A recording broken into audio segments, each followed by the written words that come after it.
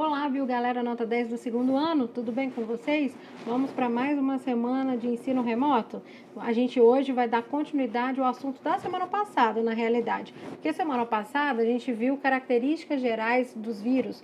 Nós estudamos que vírus são seres tão peculiares que não estão incluídos em nenhum dos 5 reinos. Para alguns biólogos, nem podem ser considerados seres vivos, pelo fato de não terem célula, não terem metabolismo próprio, serem parasitas intracelulares obrigatórios, sofrem frequentes mutações, a reprodução é através do ciclo lítico ou lisogênico, são tão pequenos que são só visíveis através do microscópio eletrônico, entre outras características. Só que a aula de hoje nós vamos falar das viroses, vamos dar ênfase então às doenças causadas por vírus. Então vamos lá? Começar?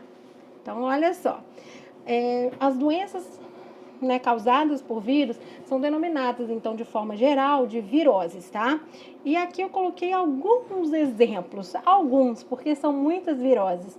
Gripe, cachumba, AIDS, dengue, febre amarela, todos os tipos de hepatite, a herpes, rubéola, raiva, sarampo, Zika, Covid-19, né? Essa doença que está fazendo com que o nosso ensino esteja assim à distância, né? E entre outras viroses. São muitos exemplos. Então a gente vai falar aqui na aula de hoje alguns então exemplos dessas principais doenças causadas por vírus, certo?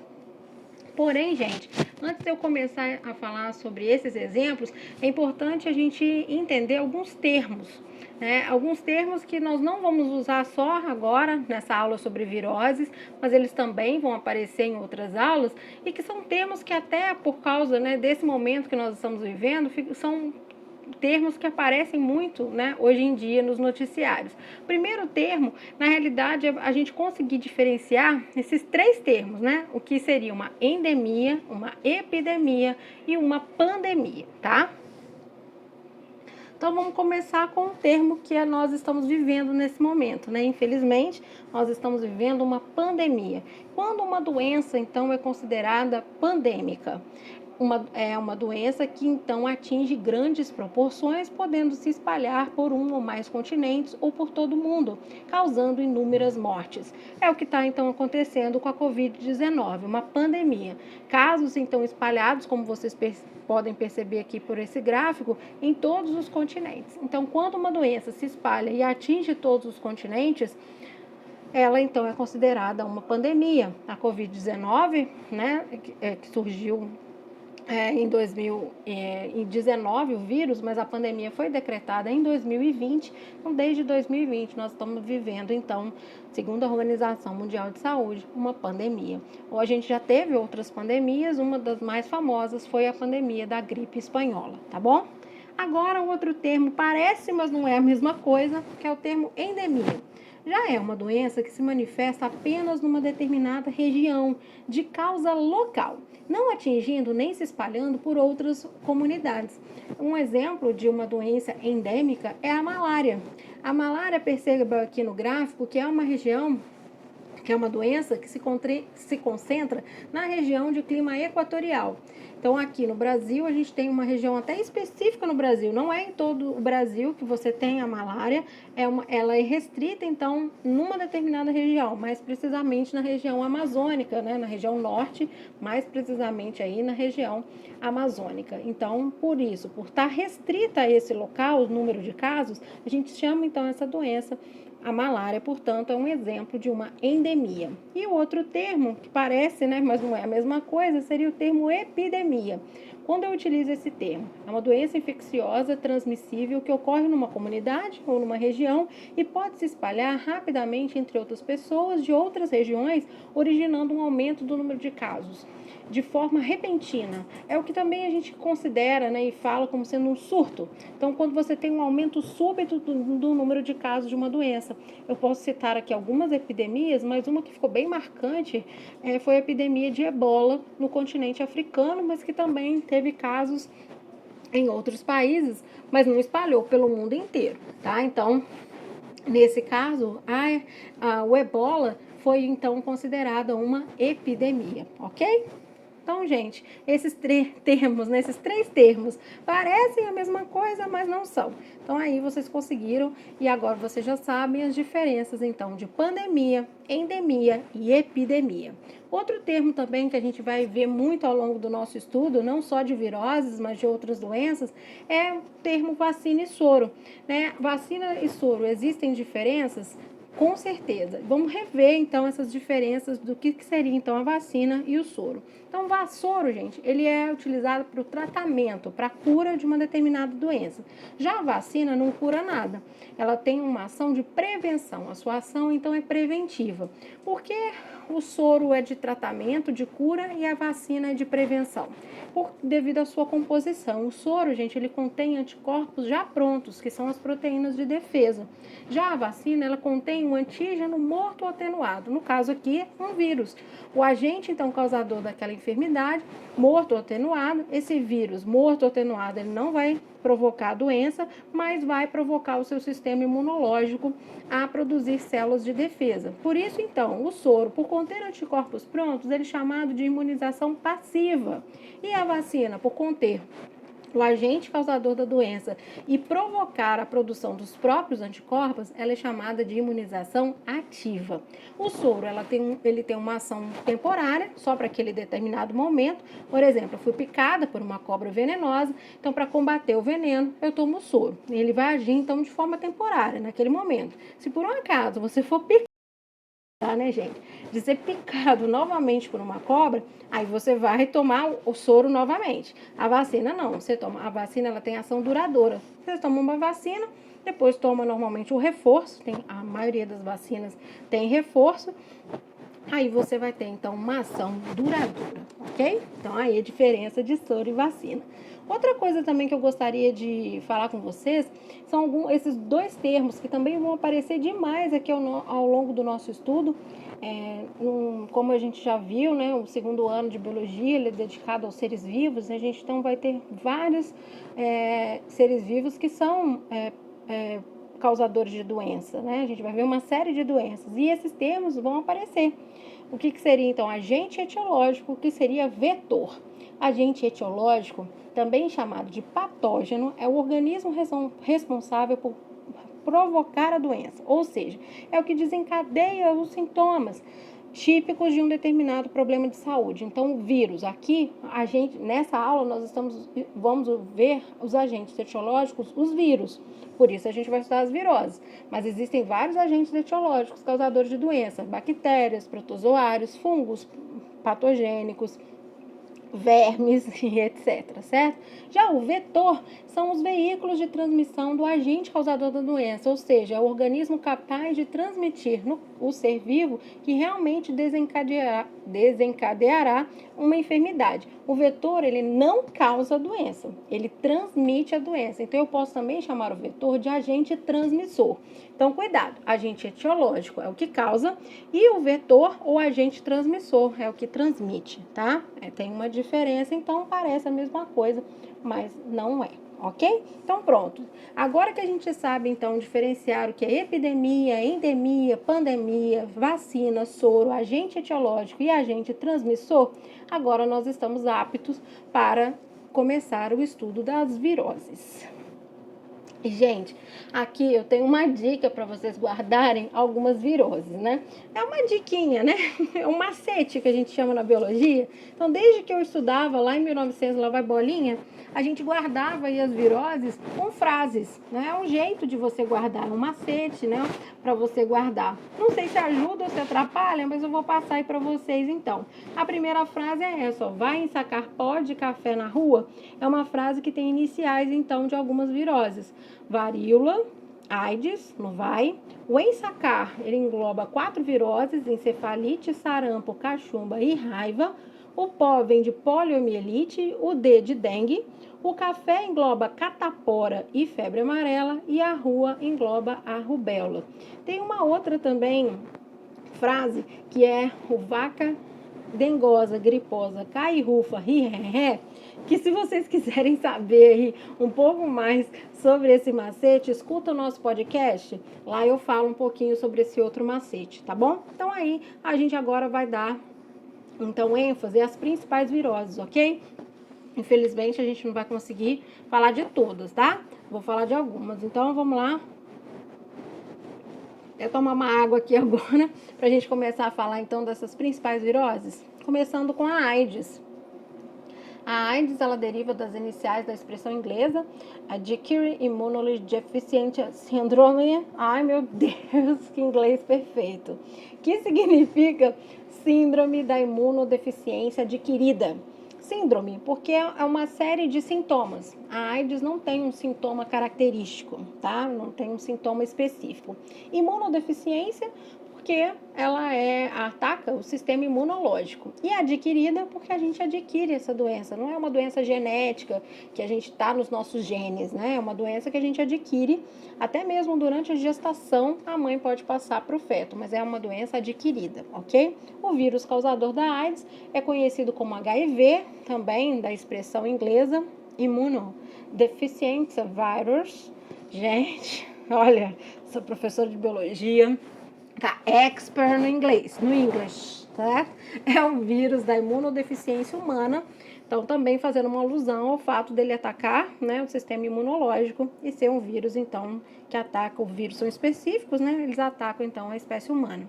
A transmissão da AIDS, ela é uma doença sexualmente transmissível, não se usa mais esse termo, tá? Então, a partir de agora, a gente vai utilizar o termo certo. A AIDS, ela tem transmissão sexual e é chamada de IST.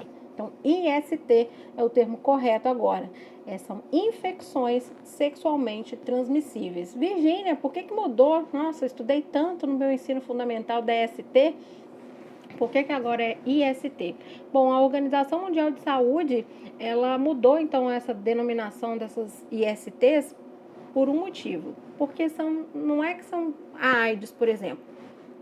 A pessoa transmite a AIDS, né? Transmite o vírus, gente, sem necessariamente a pessoa estar doente, né? Então, para parar com essa ideia de que você só transmite, né, a doença estando doente, eles então decidiram tirar esse termo, tá? Então, é IST, infecção sexualmente transmissível.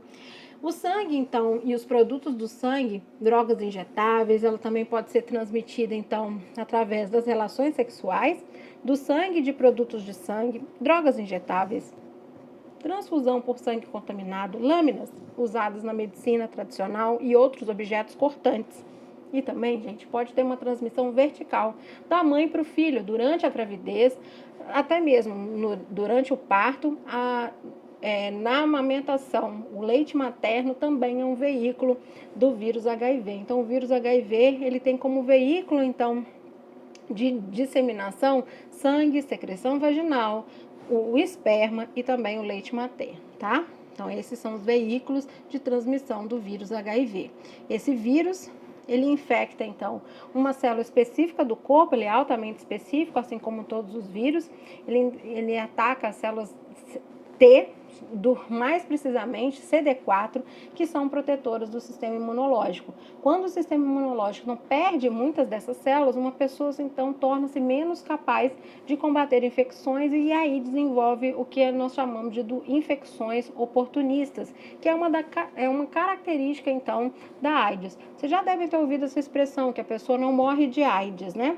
Ela morre de infecções, outras infecções, né?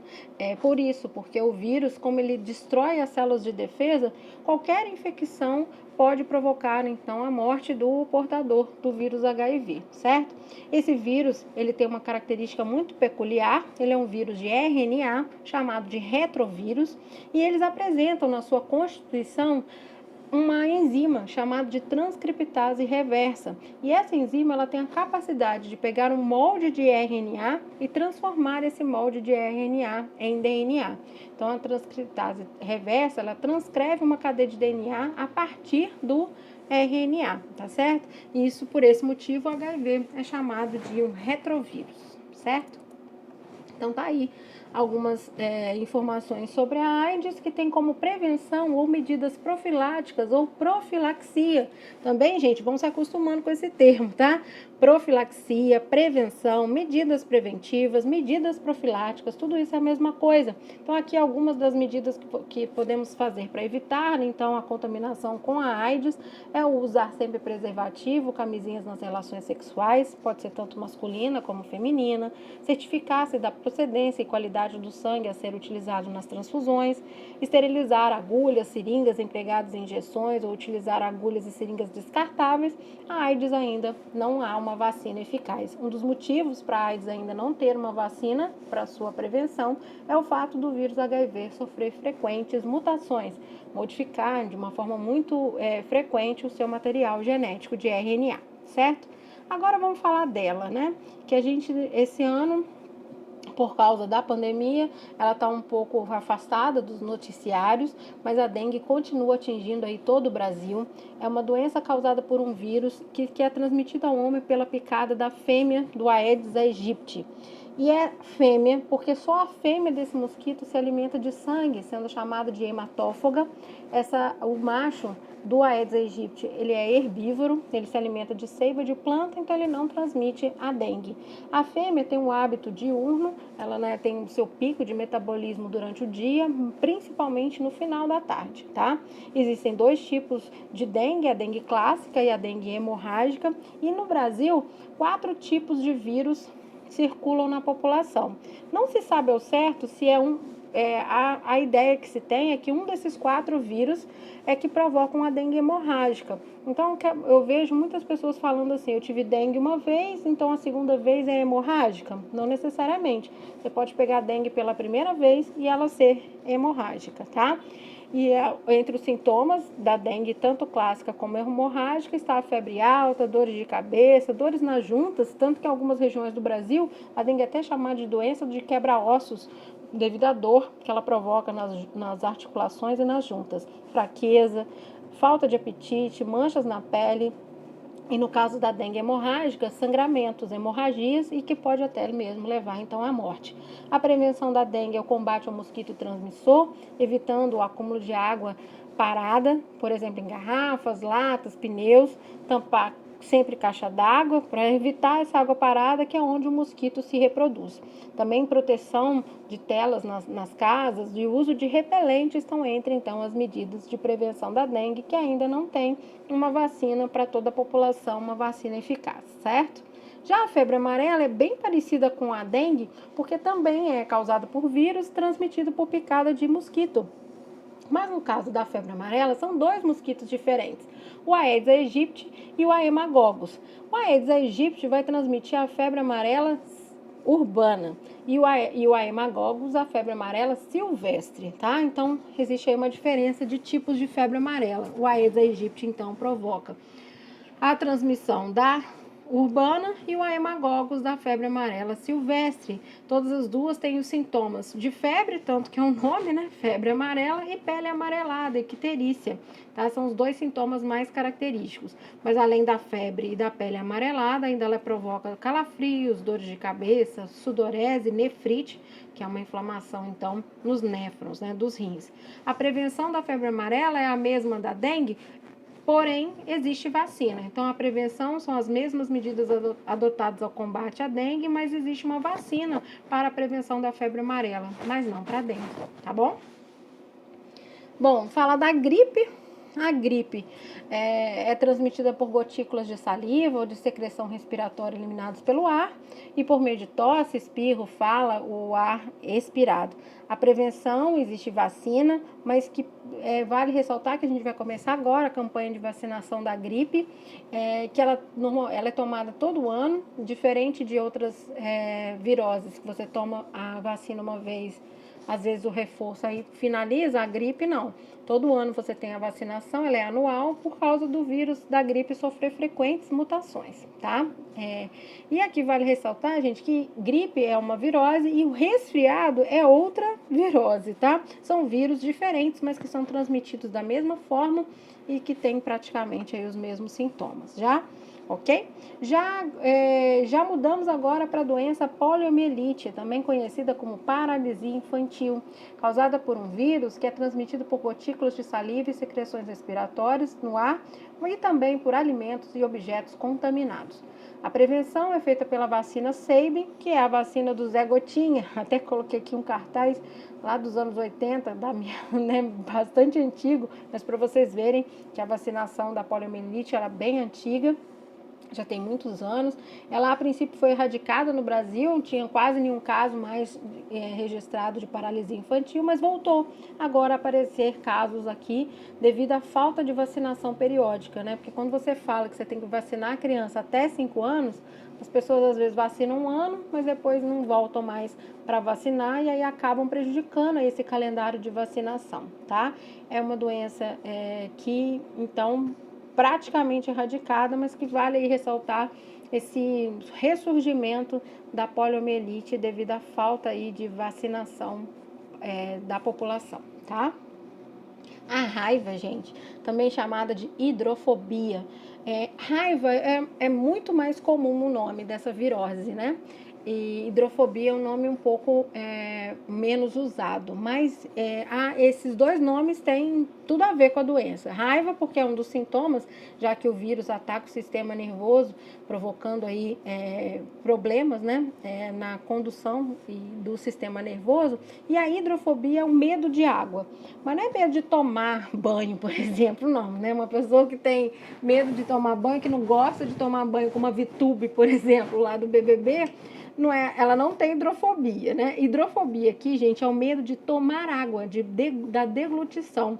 É tanta dor que a pessoa tem na hora de deglutir, até mesmo uma saliva ou uma água, que ela então fica com medo de beber líquidos simples, como até mesmo a própria saliva. Então, daí o nome de hidrofobia ou raiva, que é a transmissão através da saliva de animais contaminados, a mordedura. O animal morde e durante a mordida, o vírus, então, pela saliva, atinge a corrente sanguínea. Então, esse é o modo de transmissão. Mordedura de animais contaminados, principalmente coloquei aqui o cachorro e o morcego, são os principais, então, transmissores da raiva ou hidrofobia, e a prevenção é vacinação, então, desses animais, certo? É um modo de prevenção da raiva. Já a rubéola também é uma virose muito comum, assim, os seus sintomas parecem muitos sintomas com outras viroses, como catapora, sarampo. A rubéola também, assim como catapora, como sarampo, é transmitida por contato direto através de minúsculas gotas de saliva liberados no ar, ou ao tossir, espirrar e falar, ou também através aqui da mãe, no feto, através da circulação comum. Aqui, ó, que é a diferença da rubéola em relação a outras viroses parecidas que atacam a pele, que causam manchas, também vermelhidão na pele, como o sarampo e a catapora.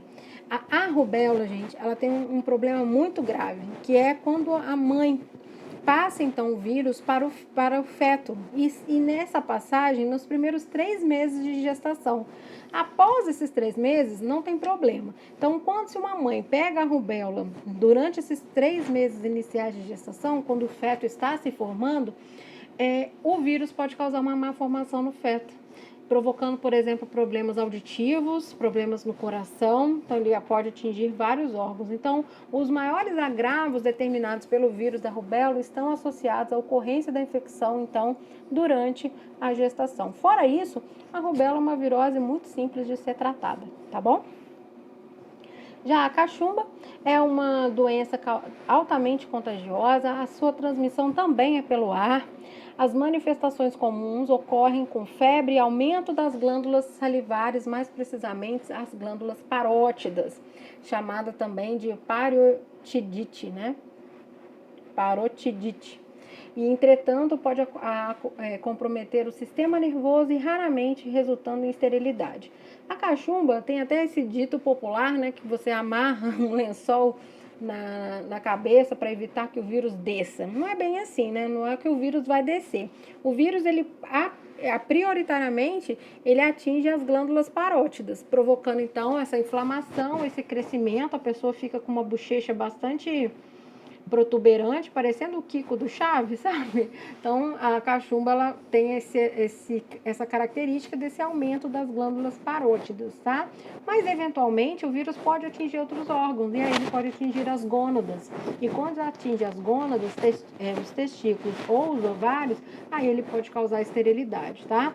Então, esse fato aí do vírus descer, né, entre aspas, que as pessoas falam, é o vírus, então, se espalhar por outros órgãos, como gônadas, e aí testículos e ovários. Se o vírus atingir, pode sim levar à esterilidade, tá?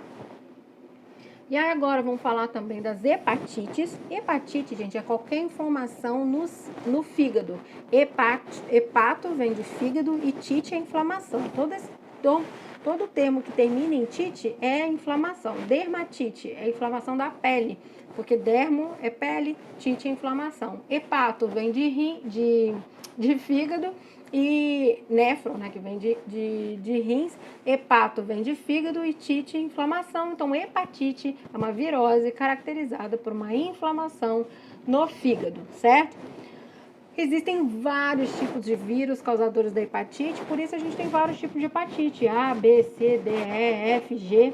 Mas aqui, as que mais são cobradas e as mais comuns são as hepatites A, B e C. Sendo que a ela tem transmissão diferente de B e C. A especificamente é transmitida por alimentos contaminados, água contaminada. Já a B e a C têm as mesmas vias de transmissão da AIDS, por exemplo, porque sangue e esperma e secreção vaginal, né? Então, é através de sangue e secreções como esperma e secreção vaginal. Então, elas são transmitidas por sangue contaminado e relações sexuais, por exemplo, sem preservativo, a B e a C. A não, tá, gente? A é transmitida por alimentos contaminados, tem nada a ver com transmissão sexual. Então, B e C são infecções sexualmente transmissíveis, são ISTs. E a é transmitida, então, por alimentos e água contaminada. Mas, apesar de terem transmissões diferentes, os sintomas são bem parecidos de todos os tipos de hepatite. Urina escura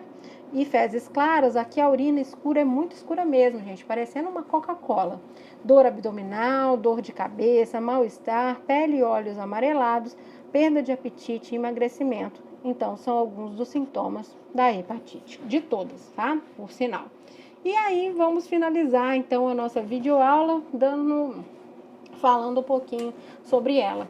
Essa doença que vocês aí estão cansados de ouvir falar, todos os dias os telejornais falam então sobre a Covid-19. Os primeiros vírus, coronavírus humanos, eles foram inicialmente identificados em meados de 1960. E os coronavírus são uma grande família de vírus encontrados em animais como porcos, camelos, morcegos e gatos e em humanos. Alguns desses vírus, eles atravessam a barreira interespecífica, infectando as pessoas e podendo causar doenças que podem variar desde um resfriado comum ou a doenças muito graves, como a síndrome respiratória do Oriente Médio, que ficou conhecida como MERS, e a síndrome respiratória aguda grave, que ficou conhecida como SARS. E aí, quando surgiu essa doença, né? Os dados aqui, alguns dados que eu coloquei aqui nesse slide sobre a Covid-19. Em 31 de dezembro de 2019, havia um caso de uma pneumonia de etiologia desconhecida que foram identificados na cidade de Wuhan, na China. E aí, quando foi no dia 3 de janeiro de 2020, já havia um total de 44 pacientes com essa pneumonia desconhecida, como foram relatados à Organização Mundial de Saúde pelas autoridades nacionais da China. Alguns pacientes com pneumonia trabalhavam como vendedores ambulantes ou fornecedores em grandes mercados de frutos do mar, que também vendiam animais vivos, como aves, morcegos, cobras, e entre outros. Isso tudo, então, o foco, né, de disseminação e de surgimento, então, do vírus foi, então, em Wuhan, na China. Aí, quando foi também no dia 3 de janeiro, o gene foi sequenciado. 7 de janeiro, a OMS, então, anunciou a descoberta de um novo coronavírus, conhecido, então, com o nome de 2019 nCoV2, CoV5, né? Responsável pelos casos de pneumonia até então de etiologia desconhecida. Em janeiro, dia 11 agora, já haviam sido diagnosticados, eles já conseguiram os chineses elaborar um teste de PCR para identificar esse vírus. E aí, em fevereiro de 2020, foi dado então oficial o nome para essa doença. Então, a Covid-19, ela então surgiu, infelizmente, aí dentro do calendário, em fevereiro de 2020, foi então o surgimento dessa doença, que tem esse nome, segundo a Organização Mundial da Saúde, Covid-19, porque COV vem de corona, vem do vírus, né? O coronavírus, então a doença é a Covid-19. O COV é de corona, o V de vírus e o D é de doença. O D, né, Covid, esse D é de doença. E 19 porque foi em 2019 que surgiu então o vírus lá no dia 31 de dezembro, tá? Bom, falar sobre as formas de transmissão, como a gente previne, é o que a gente vai finalizar aqui na nossa videoaula de hoje. Então, a principal forma de transmissão da Covid-19 é por contato com o doente, que ao tossir, espirrar, vai eliminar as gotículas respiratórias que acabam contaminando outras pessoas. Além disso, ao tossir ou espirrar, o doente pode contaminar objetos. E uma pessoa sadia, ao tocar um objeto contaminado e levar a mão à boca, nariz ou olhos, sem antes higienizá-las, pode também se contaminar. É importante destacar que, em alguns casos, o indivíduo contaminado pode transmitir a doença mesmo antes de apresentar os sintomas, é o que eles chamam de pessoas assintomáticas, certo? E aí, as medidas de prevenção.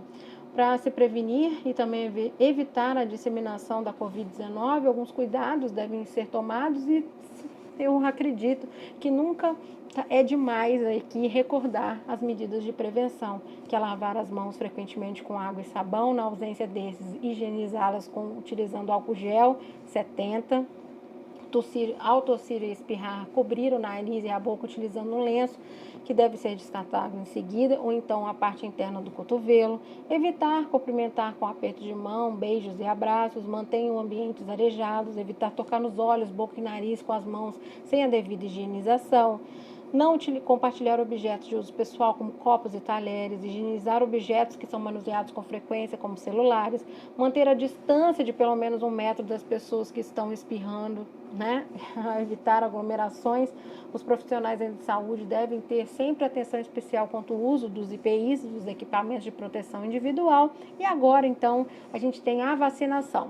Ainda não chegou para toda a população, mas se Deus quiser, não vai demorar muito para chegar, certo? Gente, essa então foi a nossa videoaula de hoje, falando um pouquinho sobre as viroses. O que tem de material então para vocês lá na plataforma Ciência? Vocês têm então um resumo com mais doenças do que das que eu comentei aqui, tá bom? Então não deixem de copiar. Quem não quiser copiar e quiser imprimir e colar no caderno também pode. Tem exercícios hoje do blog Bionota 10 que estão disponíveis lá na plataforma. São as questões sobre viroses, tá? São 10 exercícios para vocês fazerem, ok? E não deixe também de escutar o podcast sobre esse assunto, ok? Espero vocês então na nossa videoconferência. Um beijo e até a próxima.